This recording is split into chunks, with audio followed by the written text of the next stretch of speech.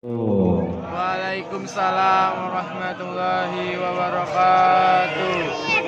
Alhamdulillahi Rabbil Alamin. Alhamdulillahi Rabbil Alamin. Alhamdulillahi Rabbil Alamin. Fi amanillah wa nikmatillah kalamullah. Wassalatu wassalamu ala asrafil anbiya'i wal mursalin khatamin nabiyyin sayyidil mursalin wa maulana nabiyina Muhammadin. Allahumma salli ala sayyidina Muhammadin الفاتح لما أغلق والخاتم لما سبق ناصر الحق بالحق والهادي إلى صراطك المستقيم وعلى آله حق قدره ومقداره العظيم. ربي اشرح لي صدري ويسر لي أمري واحلل عقدة من لساني يفقه قولي أجمعين. أما بعد. Sebagai hamba Allah yang beriman, sebagai hamba-hamba Allah yang dirahmati oleh Allah Subhanahu wa ta'ala, mari bersama-sama kita panjatkan puja dan puji syukur kita kehadirat Allah Subhanahu wa ta'ala, yang dimana telah memberikan kita semua berupa suatu kenikmatan, kesehatan lahir dan batin. Dan alhamdulillah pada malam hari yang indah ini Allah kehendaki kita semua, Allah ridhoi kita semua untuk dapat berkumpul di tempat yang mulia ini dalam keadaan dimuliakan oleh Allah Subhanahu wa ta'ala. Berkumpulnya kita di tempat ini dalam rangka rutinitas majlis tercinta kita, majlis istiqomah kita sampai husnul khatimah, sampai husnul khatimah, sampai husnul khatimah, yakni majlis taklim riyadhus salihin. Semoga Allah Subhanahu wa ta'ala memandang perkumpulan kita ini dengan pandangan rahmatnya, dengan pandangan kasih sayangnya, dengan pandangan kecintaannya, dan semoga wasilah daripada perkumpulan yang mulia ini Allah jadikan kita semua seorang hamba yang bertakwa, seorang hamba yang memiliki kedudukan yang terhormat di sisi Allah Subhanahu wa ta'ala. Amin amin ya rabbal. Selawat serta salam tidak lupa kita haturkan, kita panjatkan kepada junjungan alam, manusia termulia yang dimuliakan oleh Zat yang Maha Mulia.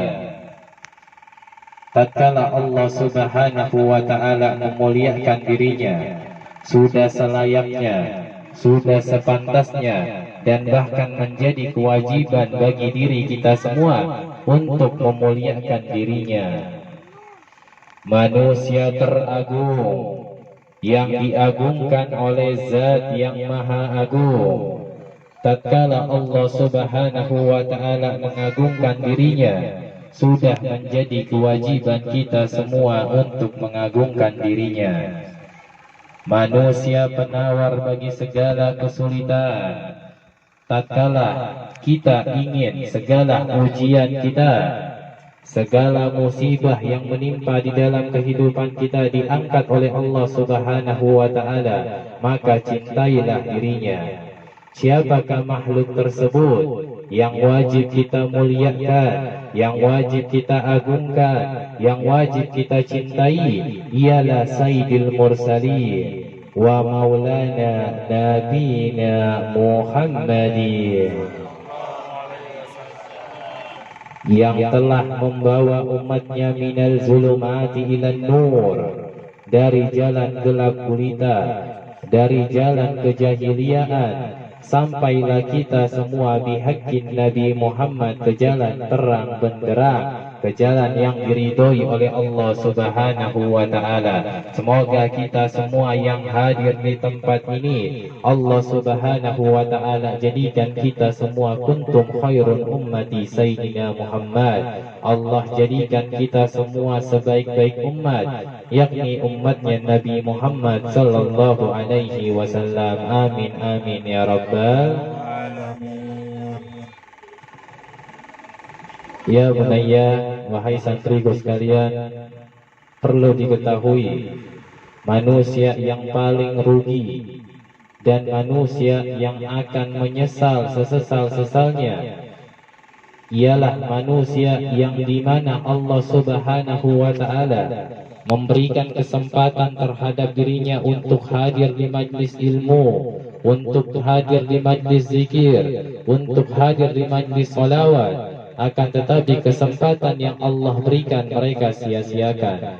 Ini adalah manusia-manusia yang kelak akan menyesal sesal-sesalnya di yaumul akhir.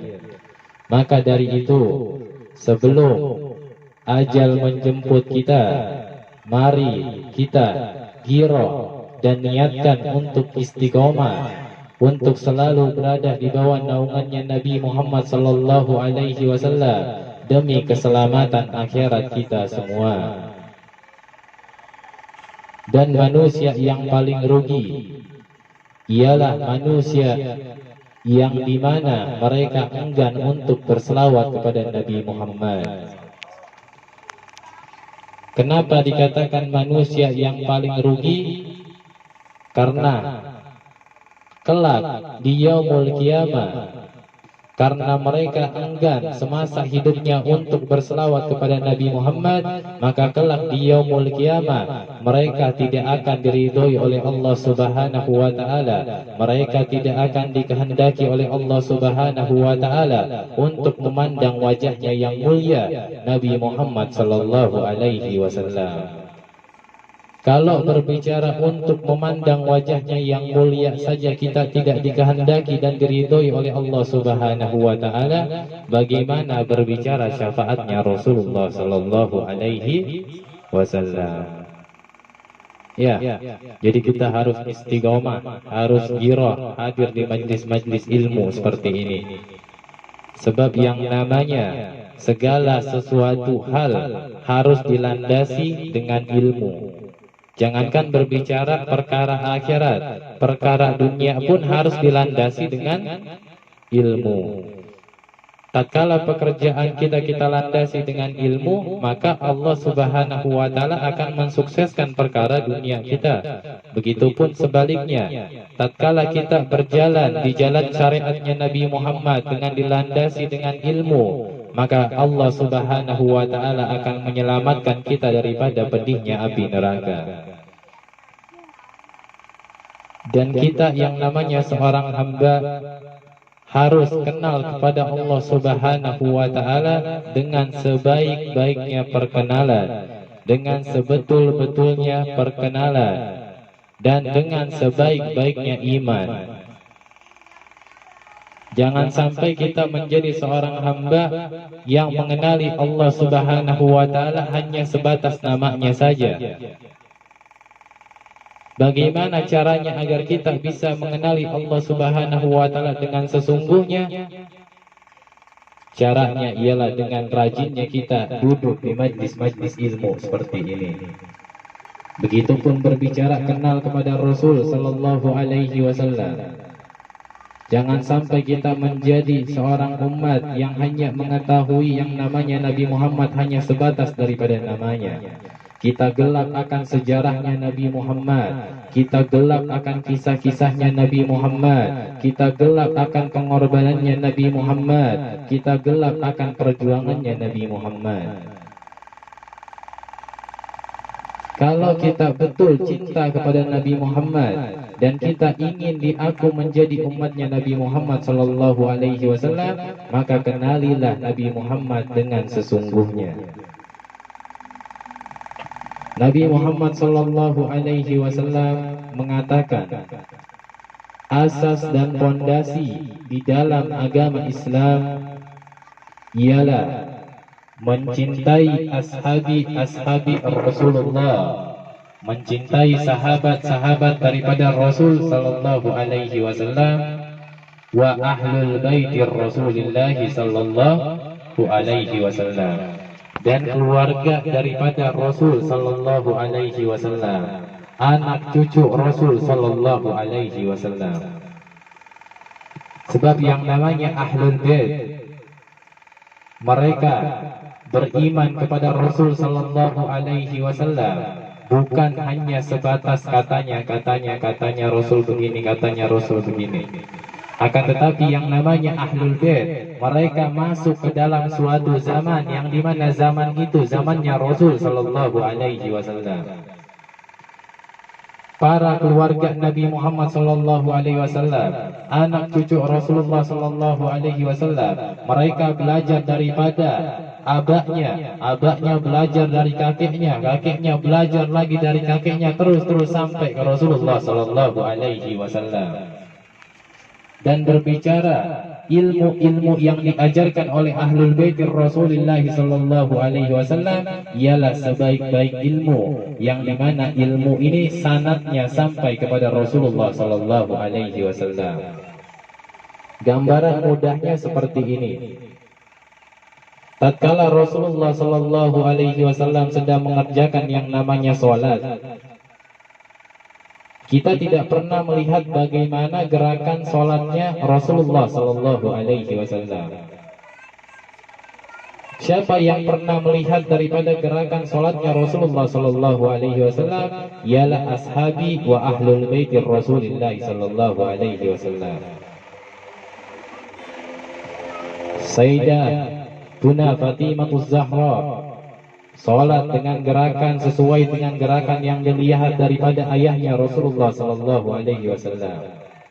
Sayyidina Al-Hasan wal Husain sholat melihat daripada kakeknya, gerakan sholat daripada kakeknya diikuti oleh Imam Hasan wal Husain. Lahir lagi daripada Imamul Husain, Sayyidina Ali Zainal Abidin. Sayyidina Ali Zainal Abidin melihat sholatnya Imam Husain seperti itu dicontoh oleh anaknya Imam Ali Zainal Abidin. Dan ini terus sampai ke keluarganya Nabi Muhammad sallallahu alaihi wasallam. Dan apa keuntungannya tatkala kita dekat dengan keluarganya Nabi Muhammad sallallahu alaihi wasallam? Kita cinta kepada keluarganya Nabi Muhammad sallallahu alaihi wasallam.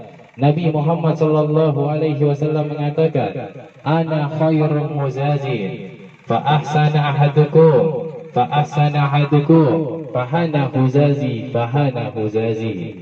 Aku adalah sebaik-baiknya orang dalam membalas yang namanya kebaikan. Tatkala kalian cinta terhadap anak keturunanku, tatkala kalian cinta terhadap keluargaku, dan keluargaku tidak bisa membalas akan rasa cintamu terhadap dirinya, jangan khawatir," kata Rasulullah sallallahu alaihi wasallam, "aku yang akan membalas daripada rasa cintamu kepada anak cucuku," kata Rasulullah sallallahu alaihi wasallam.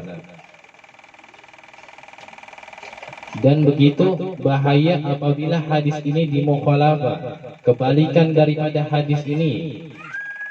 Tatkala engkau berbuat buruk terhadap anak cucu Rasulullah sallallahu alaihi wasallam, engkau hinakan anak cucu Rasulullah sallallahu alaihi wasallam, engkau campakkan anak cucu Rasulullah sallallahu alaihi wasallam, dan anak cucu Rasulullah sallallahu alaihi wasallam tidak bisa membalas daripada perbuatan tersebut, jangan khawatir, kata Rasulullah sallallahu alaihi wasallam, aku yang akan membalas daripada perbuatan tersebut. Summa nauzubillah min zalik. Dan bukankah kita yang namanya hidup, kita memiliki suatu keinginan agar kita meninggal dalam keadaan husnul khatimah, kita meninggal kelak nanti di yaumul qiyamah kita masuk ke sebaik-baik tempat, yakni surganya Allah Subhanahu wa taala. Bukankah Nabi sallallahu alaihi wasallam telah berpesan terhadap diri kita semua? Nabi Muhammad sallallahu alaihi wasallam mengatakan, "Man mata ali Muhammadin wa mata'an syahid." Barang siapa yang meninggalnya dalam keadaan cinta kepada keluarganya Rasulullah sallallahu alaihi wasallam, maka meninggalnya akan dalam keadaan husnul khatimah, meninggalnya akan dalam keadaan dimuliakan oleh Allah Subhanahu wa taala. Man mata ali Muhammadin dakhala jannah. Dan barang siapa yang meninggalnya dalam keadaan cinta kepada anak cucu Rasulullah sallallahu alaihi wasallam dan rasa cintanya itu dia bawa masuk ke dalam liang lahatnya, maka Allah Subhanahu wa taala mewajibkan terhadap dirinya untuk masuk ke sebaik-baik tempat, yakni surganya Allah Subhanahu wa taala. Ahlan wa sahlan Ustaz Zulkifli.